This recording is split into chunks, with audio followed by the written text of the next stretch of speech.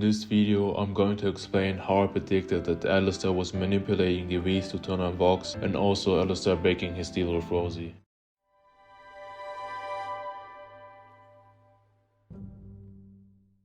Okay, we gotta start off with the pilot episode of Hazbin Hotel. In the pilot episode, when Alastor first joined the hotel, we didn't know his true intention, aside from him saying he was just bored. Don't do anything. Sheer, absolute boredom. And wanted to see Charlie fail.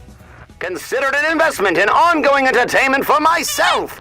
I want to watch the scum of the world struggle to climb up the hill of betterment, only to repeatedly trip and tumble down to the fiery pit of failure. Right. But we also see that Alastor wants to make a deal with Charlie, but Charlie doesn't accept it yet, and instead tells him to help him with the hotel.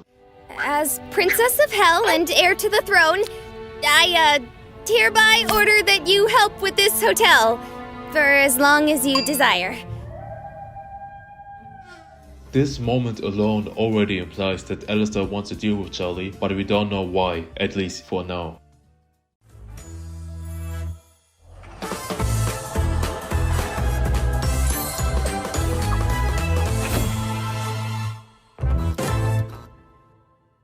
In episode 2 of season 1, we see Vox and the V's personality for the first time. When Val told Vox that Valentino was crashing out, he was annoyed at Valentino and talked about him like he's a very annoying person. Oh yeah, and here I go, Valentino. Just another day with Val. Hey, my life. But when Vox starts talking with Valentino, Vox gonna hold his manipulator state for 2 moments. The first time was when his reputation was getting threatened by Valentino. Fuck everyone in that rancid shithole, I swear to God. And the second moment was when Vox talked about Alastor. Alastor came back, and he is with Lucifer's daughter, and that wasn't the first thing you told me! This shows that Vox can barely stay in his manipulative state when Alastor is around. Vox also displayed that he manipulates them to a certain point to do what he tells them to do. Later on, when Alastor and Vox were singing, Alastor exposed Vox by saying that he would be powerless without the other V's. It comes before that!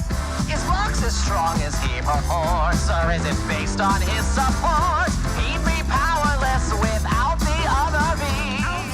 Seemingly hinting that Vox gets his strength through others in some kind of way. Not to forget, when Alastor won the song battle, Vox got really upset about it and then kept his high ego and calm state. This just proves that Vox can barely control himself around Alastor. Okay, let's go forward to episode 3 of Hazbin Hotel. In episode 3, when Alastor joined the meeting, he got upset that Camilla didn't care about him coming back. Alastor? Yes, I know. I've been absent some time. I'm sure you've all been wondering. Not really, but welcome back in any case. But when Velvet came into the meeting and disrespected Camilla, Alastor didn't look at Velvet with a bad look, but rather kept his smile. This could be for 2 reasons. He realized in that moment that Velvet has a chaotic kind of personality and doesn't match Vox at all, therefore knowing that he could maybe manipulate Velvet when he has to. The second reason could be that Velvet ruined Vox's reputation with that kind of performance, and he just liked that. So after the meeting ended and Cecil and Camilla talked with each other, he got the information that angels can be killed by sinners. What was that last thing? She killed the angel? Interesting. But of course we didn't know what he will do with that information yet. In episode 5 we meet Lucifer, but Alastor seems to hate him for no reason, and they have a battle on who's the better father figure for Charlie. But why would Alastor do that? Well, it's because Lucifer could be a threat for Alastor's plan. We also see in the same episode when Alastor talks with Husker, Alastor seems to be trapped in a deal with somebody unknown for now. Big talk for someone who's also on a leash.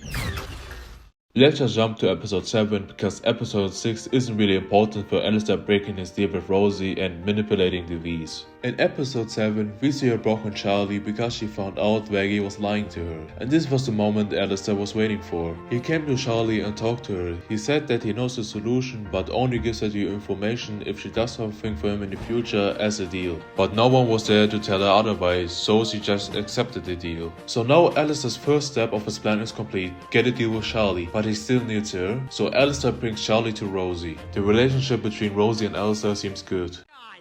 Do my eyes deceive me? Alastor? Alastor! Where have you been? This just shows how good of an actor and manipulator Alastor actually is, because he managed to talk to Rosie in front of Charlie like they are just friends, even though Rosie has Alastor on a leash and treats him like a dog. But anyways, Alastor tells Rosie to help Charlie to fight off the angels. Rosie and Charlie also talk about Charlie's problems and they fix them. Eventually Rosie gives her army of cannibals to Charlie and they have a great song together. And in the last episode, they have the final fight of the season. Alastor loses against Adam and hides in his radio tower. And then Alastor tells us his true intentions. He wants to be from his deal and control everything. Once I figure out how to unclip my wings, guess who will be pulling all the strings? So this is what you gotta remember from season 1. First of all, Vox really can't control himself when Alastor is around. Vox manipulates the beast into doing what he wants. Alastor has a deal with Charlie. Alastor's soul is owned. Alastor wants to escape his deal and control everything. Alastor says that Vox can't do anything with other people. And Alastor kinda sees potential in Velvet and wants to manipulate her.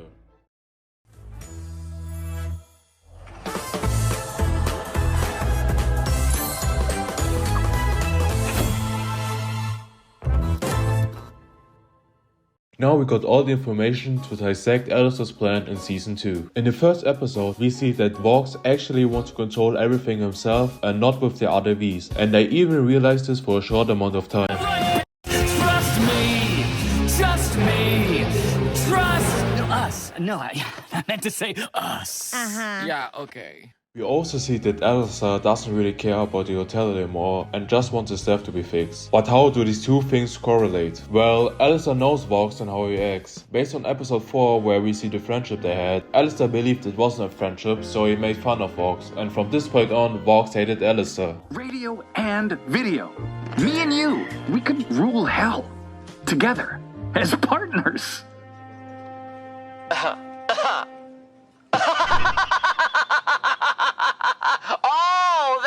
Oh, you're serious? Oh, come now, Vox. I knew you could be pathetic at times, but I didn't realize you were so weak. And you? Well, I just thought, since we're friends. Friends? There are no friends in hell, Vincent. I thought that was something you understood. How embarrassing. In episode 4, we also see the deal Alastor made with a soul and who owns him. It was Rosie. The deal said that Rosie owns Alastor's soul until she says otherwise, and in exchange Alastor is going to be the strongest sinner in hell. Mind can imagine the most powerful sinner in hell, but you must do something for me. And until you complete this task, your soul will be mine. It's a deal. But when Alastor was in hell, and after he killed a lot of people, for some unknown reason he stopped killing and disappeared for 7 years. Not to forget, Alastor can't control his powers after his staff got broken by Adam. But his staff breaking was a good excuse for him leaving the hotel and to meet Rosie alone. So when Alastor asked Rosie for her staff to be fixed, she said he's on his own. You can do is fix my staff. In due time, like you'll have to do this on your own. Alastor didn't expect it to happen, so he had to come up with something where she has to fix the staff while also letting Alastor be free from the deal. After they spoke with each other, Alastor remembered it again. Rosie said he has to be the strongest in hell so she can own his soul. But what if Alastor isn't the strongest in hell anymore? And if he makes someone else the strongest, who could Alastor manipulate so good that when the other person is the strongest in hell, he doesn't kill Alastor while Alastor is still able to kill him? Well, that person is Vox. Alastor knows that Vox wants to beat him badly and that Vox will do anything to do so. So Alastor is just going to let Vox beat him. But there's still another problem. Alastor gotta make sure Vox doesn't hurt Charlie, otherwise he can't break the deal with Rosie. And so he came up with something clever. Oh, that's clever.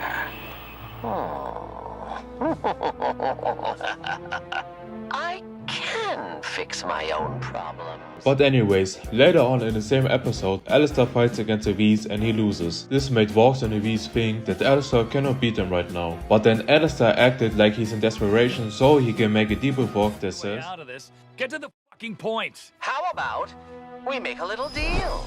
I'll join your propaganda parade and be your little prisoner. All I ask for in exchange is 2 tiny, itty-bitty conditions. The f is he doing? What conditions? Let these irrelevant little nobodies run along home. But more importantly, you're not to lay your hands on Charlie Morningstar. And because of Vox's pride, Vox wants to brag about beating Alastor so bad that he decides with no second thought to accept the deal. It's a deal.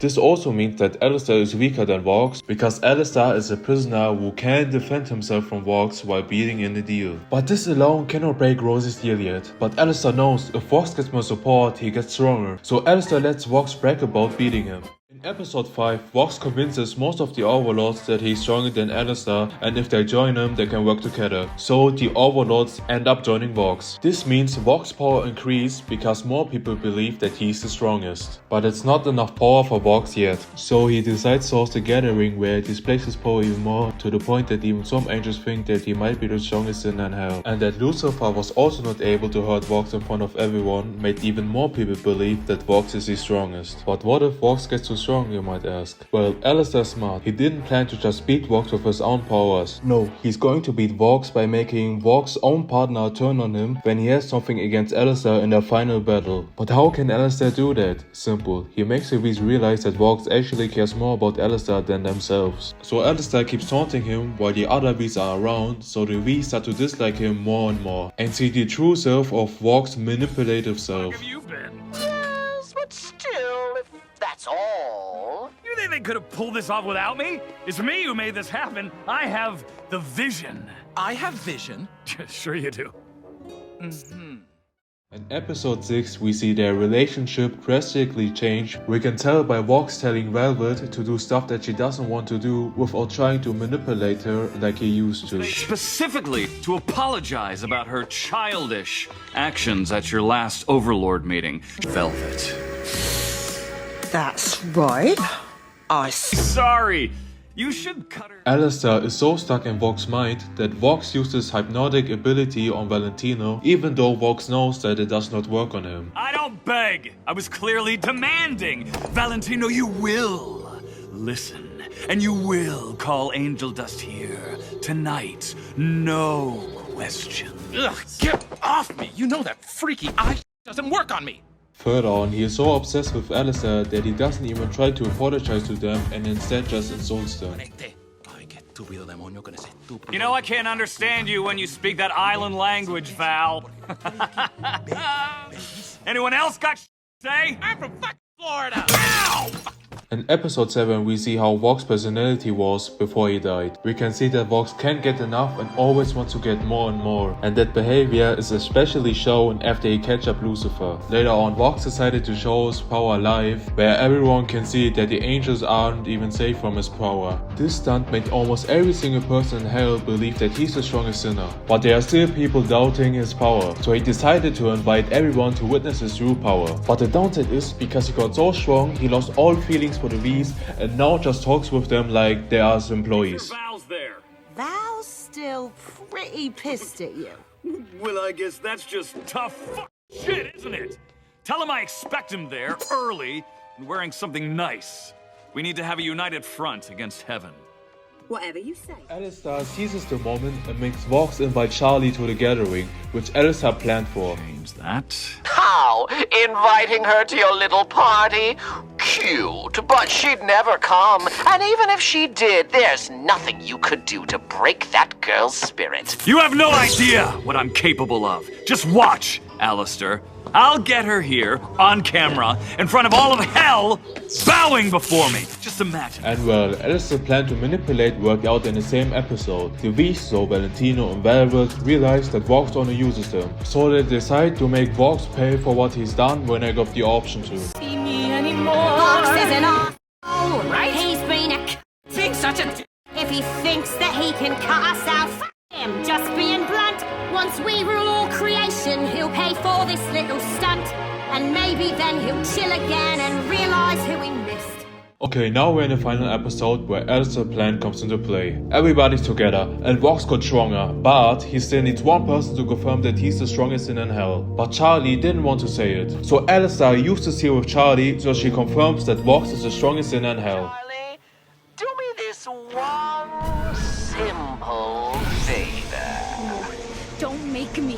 Go on, tell everyone he's the strongest.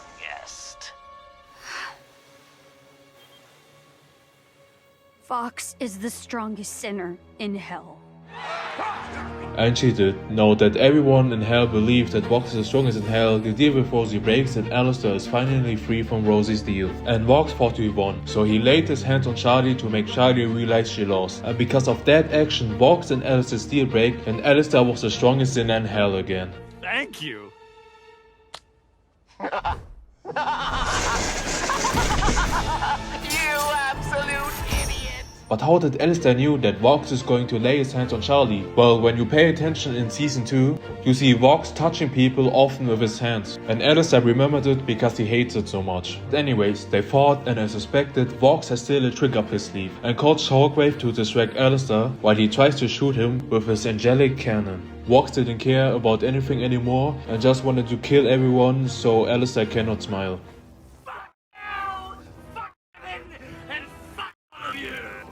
As long as I wipe that smile off Alastor's fucking face, I don't care what happens.